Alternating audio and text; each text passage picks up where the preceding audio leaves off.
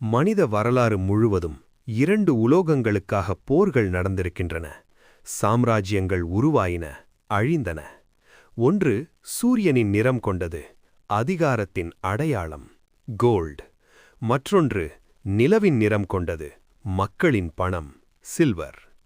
இன்னைக்கு நம்ம எல்லாருக்கும் தங்கம் மேல ஒரு பெரிய ஈர்ப்பு இருக்கு. தங்கம் வாங்கினா பாதுகாப்புன்னு நம்புறோம். ஆனா வரலாற்றை கொஞ்சம் உற்று பார்த்தா ஒரு அதிர்ச்சியான உண்மை புரியும். அமைதியா சத்தமே இல்லாம தங்கம் கொடுத்த லாபத்தை விட பல மடங்கு லாபத்தை சில நேரங்கள்ல வெள்ளி கொடுத்திருக்குன்னு சொன்னா நம்புவீர்களா? அதே சமயம் கவனிக்காம விட்டா வெள்ளி நம்ம மொத்த பணத்தையும் காலி பண்ணிடும்ங்கிற ஆபத்தும் இருக்கு. உண்மையிலேயே ஒரு பொருளாதார சரிவு வரும்போது, அதாவது ஒரு ஈகனாமிக் கிரைசிஸ் வரும்போது நம்மை காப்பாத்த போறது தங்கமா இல்ல வெள்ளியா? இந்த கேள்விக்கான விடை வெறும் லாப நஷ்ட கணக்கு இல்ல, இது உங்களோட எதிர்கால பாதுகாப்பு பற்றியது. Welcome to on trend Tamil. இன்னைக்கு கோல்ட் வர்சஸ் சில்வர்ங்கிற இந்த சரித்திர போட்டியை ஆழமா அலசுவோம். இந்த ஒப்பீட்டை புரிஞ்சிக்கிறதுக்கு முன்னாடி நாம ஏன் இத பத்தி பேசணும்ங்கிற வை நமக்கு தெரியணும். நம்ம எல்லாருக்கும் ஒரு பொதுவான எதிரி இருக்கான். அவன் கண்ணுக்கு தெரிய மாட்டான், ஆனா ஒவ்வொரு நாளும் நம்ம பாக்கெட்ல இருக்கிற பணத்தோட மதிப்பை திருடிட்டு இருக்கான். அவன் பேருதான் இன்ஃப்ளேஷன், பணவீக்கம். 10 வருஷத்துக்கு முன்னாடி 1,00,000 ரூபாய்க்கு இருந்த மதிப்பு இன்னைக்கு இருக்கா? கண்டிப்பா இல்ல. பணத்தோட மதிப்பு குறையும் போது புத்திசாலிகள் என்ன பண்ணுவாங்கன்னா, அவங்க பணத்தை ரியல் அசெட்ஸா மாத்திடுவாங்க. அங்கதான் இந்த இரண்டு ஹீரோக்களும் உள்ள வர்றாங்க, கோல்டு மற்றும் சில்வர். இத சும்மா ஆபரணங்களா பார்க்காம ஸ்டோர் ஆஃப் வேல்யூவா, அதாவது மதிப்பை சேமிச்சு வைக்கிற இடமாதான் உலக பொருளாதாரம் பார்க்குது. ஆனா இங்கதான் ஒரு பெரிய குழப்பம் இருக்கு. தங்கம் ஒரு சேஃப் ஹேவன், அதாவது ஆபத்து கால நண்பன். ஆனா வெள்ளி தங்கத்தை விட வித்தியாசமானது. அது ஒரு டபுள் எட்ஜ்டு ஸ்வார்ட், இரு பக்கமும் கூர்மையான கத்தி. ஏன் அப்படி சொல்றேன்? இத புரிஞ்சிக்க நாம கொஞ்சம் வரலாற்றின் பக்கங்களை புரட்டணும். ஆயிரக்கணக்கான வருஷங்களா தங்கம் ராஜாக்களின் பணமா இருந்தது, ஆனா வெள்ளி மக்களின் பணமா இருந்தது. ரோமானிய சாம்ராஜ்யத்தில இருந்து இந்தியா வரைக்கும் அன்றாட வர்த்தகத்துக்கு பயன்பட்டது வெள்ளி நாணயங்கள்தான். தங்கம் எப்பவுமே ஒரு கஜானா சொத்து, அதை யாரும் அவ்வளவு ஈஸியா செலவு பண்ண மாட்டாங்க. ஆனா 20ஆம் நூற்றாண்டுல எல்லாம் தலைகீழா மாறுச்சு. உலகம் ஃபியாட் கரன்சி, அதாவது காகித பணத்துக்கு மாறினப்போ தங்கத்தோட மதிப்பு கூடிக்கிட்டே போச்சு. அது ஒரு மானிட்டரி மெட்டலா, அதாவது பணத்துக்கு இணையான ஒரு அந்தஸ்தை தக்க வச்சுக்கிச்சு. ஆனா வெள்ளியோ? வெள்ளி மெல்ல மெல்ல தன்னோட மானிட்டரி அந்தஸ்தை இழந்து ஒரு இண்டஸ்ட்ரியல் மெட்டலா மாறிடுச்சு. இங்கதான் இந்த கதையின் மிக முக்கியமான திருப்பம் ஆரம்பிக்குது. இன்னைக்கு தங்கத்தை நாம ஏன் வாங்குறோம்? நகை செய்ய, இல்லன்னா முதலீடா வைச்சிருக்க. தோண்டி எடுக்கப்படுற தங்கத்துல 90% சும்மாதான் இருக்கு. பேங்க் லாக்கர்லயோ இல்ல கழுத்துலயோ பத்திரமா இருக்கு, அது அழியறது இல்ல. ஆனா வெள்ளி அப்படி இல்ல. உங்க பாக்கெட்ல இருக்கிற ஸ்மார்ட் போன்ல வெள்ளி இருக்கு, உங்க லேப்டாப்ல வெள்ளி இருக்கு, வீட்ல போடுற ஸ்விட்ச் பாக்ஸ்ல வெள்ளி இருக்கு. ஏன் வருங்காலத்தையே மாத்த போற எலக்ட்ரிக் கார்கள், அதாவது ஈவிஸ் மற்றும் சோலார் பேனல்கள், இது எதுவுமே வெள்ளி இல்லாம இயங்காது. இதுல என்ன பெரிய விஷயம்னு நீங்க கேட்கலாம். விஷயம் என்னன்னா, தங்கம் ஹோர்ட் பண்ணப்படுது, அதாவது பதுக்கி வைக்கப்படுது. ஆனா வெள்ளி கன்சியூம் பண்ணப்படுது, அதாவது பயன்படுத்தப்பட்டு அழிஞ்சு போயிடுது.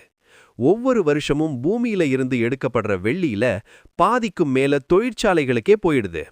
ஒரு முறை அது போன்லயோ சிப்லயோ பயன்பட்டுட்டா அதை திரும்ப எடுக்கிறது ரொம்ப கஷ்டம், அது குப்பைக்கு போயிடும். அப்போ ஒரு பக்கம் தங்கத்தோட இருப்பு அப்படியே இருக்கு, இன்னொரு பக்கம் வெள்ளியோட இருப்பு குறைஞ்சிக்கிட்டே வருது. பொருளாதார விதிப்படி டிமாண்ட் அதிகமாகி சப்ளை குறைஞ்சா என்ன ஆகும்? விலை தாறுமாறா ஏறணும் இல்லையா? ஆனா ஏன் இன்னும் வெள்ளியோட விலை தங்கத்தை விட இவ்வளவு குறைவா இருக்கு? இங்கதான் பலரும் ஒரு பெரிய தப்ப பண்றாங்க. வெள்ளி தங்கத்தை விட மலிவா இருக்கிறதால அதுல முதலீடு செஞ்சா ஈஸியா பணக்காரன் ஆயிடலாம்னு நினைக்கிறாங்க.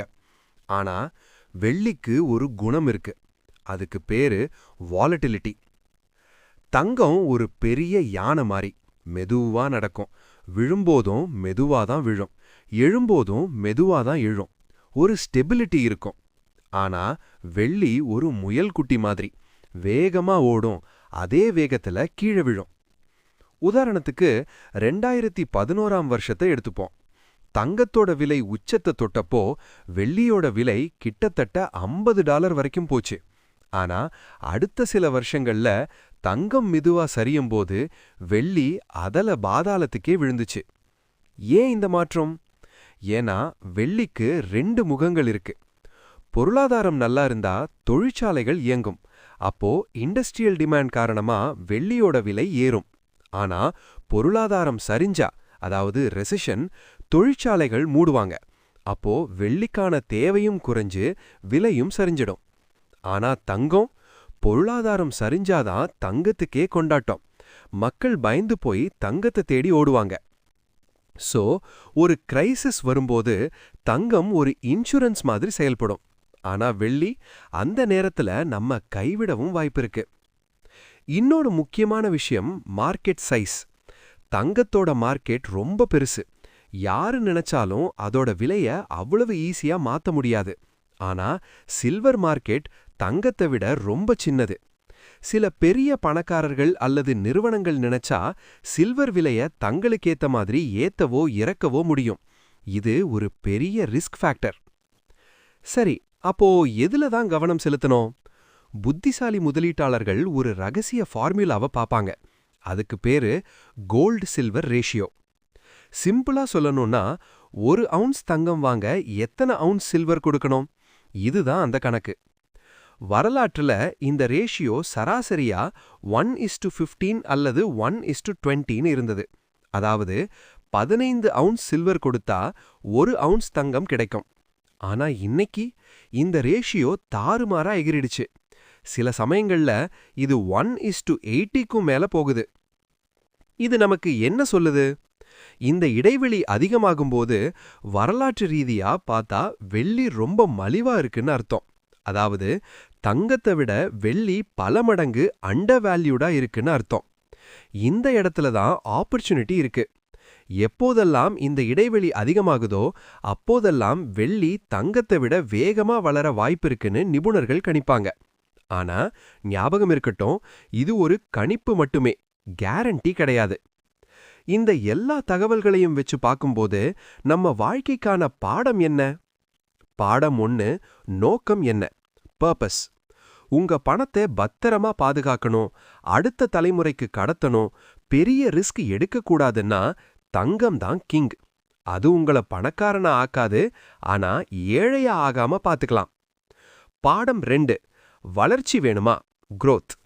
கொஞ்சம் ரிஸ்க் எடுக்க தயார், ஆனா போட்ட பணம் வேகமா வளரணும்னு நினைச்சா வெள்ளி ஒரு நல்ல வாய்ப்பு.